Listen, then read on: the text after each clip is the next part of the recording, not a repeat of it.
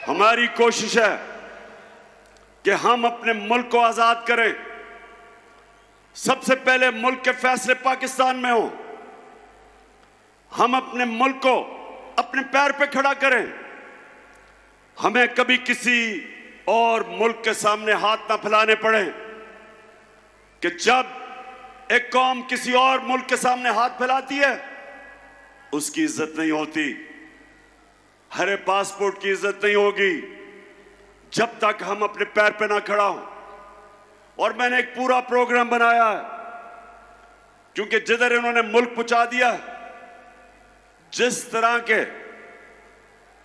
तरह के पाकिस्तान को इन्होंने 2 महीने में जो कर्जे लिए हैं, जिस तरह कर्जों की दलदल में भी गिर रहे हैं, हमारी माइशत भी नीचे जा रही है, हमारी इंडस्ट्री भी नीचे जा रही है। हमारे किसानों के लिए जो भी शाह महमूद कुरैशी ने बताया कि कितने बुरे हालात हमारे आज किसानों के हैं। ट्यूबवेल में डीजल, उसकी कीमत ऊपर, बिजली वो दुगनी से भी ज्यादा। तो जो किसान के पास पैसे, उसके खर्चे इतने चले गए हैं कि वो अपनी जमीन के ऊपर पैसा नहीं लगा सकता। इंडस्ट्री जब बंद हो गई, बेरोजगारी बढ़ रही है। जो हमने दुनिया को एक्सपोर्ट्स करके अपनी दौलत में इजाफा कर रहे थे, याद रखें हमारे 3.5 साल में पाकिस्तान की सबसे ज्यादा रिकॉर्ड एक्सपोर्ट्स हमारे जमाने में थी। सबसे ज्यादा बैरून मुल्क ने पैसा पाकिस्तान में हमारे जमाने में भेजा। सबसे ज्यादा टैक्स इकट्ठा किया हमने किया। हमारे जमाने में 4 जो बड़ी बड़ी फसलें थी, तारीखी उनकी पैदावार थी। किसान के पास तारीखी पैसा गया। किसान के पास जो उसकी आमदनी थी, कभी किसान को इतना पैसा नहीं मिला जो हमारे आखिरी 2 साल में मिला।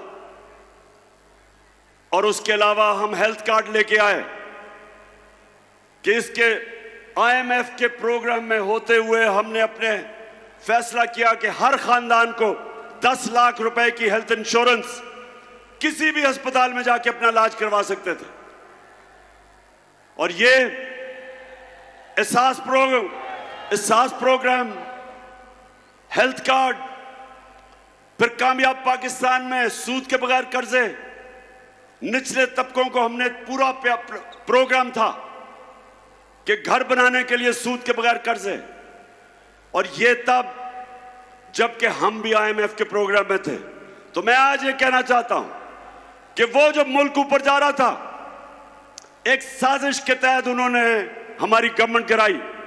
और जब से ये हुकूमत आई है, कीमतें आसमानों पे, माइशत जमीन पे। और मैं आज आपके पास इसलिए आया हूं कि एक तो हमने इनसे अपने आप को आजाद करना है। अब सबने मेरे से वादा करना है कि इन इलेक्शनों के अंदर आपने सबने इसको अपना इलेक्शन समझना है।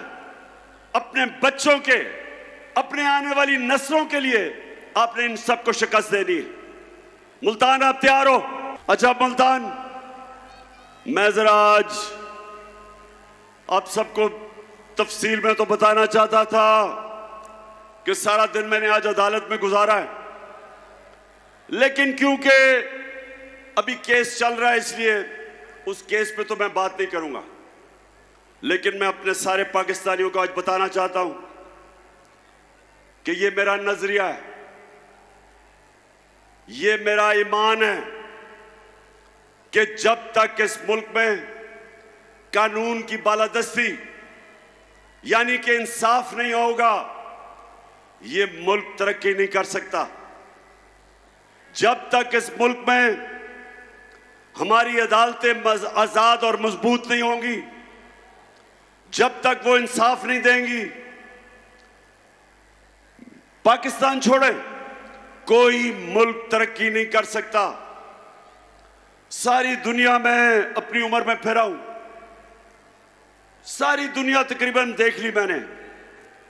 एक नतीजे पे मैं आया मुल्तान के खुशहाल मुल्क और उस मुल्क जिधर गुर्बत होती है, सिर्फ एक फर्क होता है, खुशहाल मुल्कों के अंदर इंसाफ होता है और गरीब मुल्कों के अंदर जुल्म का निजाम होता है, जिसके मुतालिक हजरत अली रजी अल्लाह ताला ने कहा था कि कुफर का निजाम चल जाएगा, जुल्म का निजाम नहीं चल सकता, नाइंसाफी का निजाम नहीं चल सकता।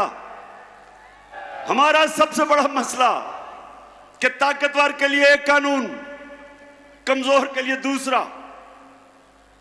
मैंने 26 साल पहले से अपनी कौम को उनकी तरबियत करने की कोशिश की इंसाफ के अंदर, क्योंकि मैंने बरतानिया में जो निजाम देखा, उसकी सबसे बड़ी कामयाबी की वजह यह कि वहां इंसाफ कोई कानून के ऊपर नहीं, ताकतवर के लिए भी वो कानून, कमजोर के लिए भी वो।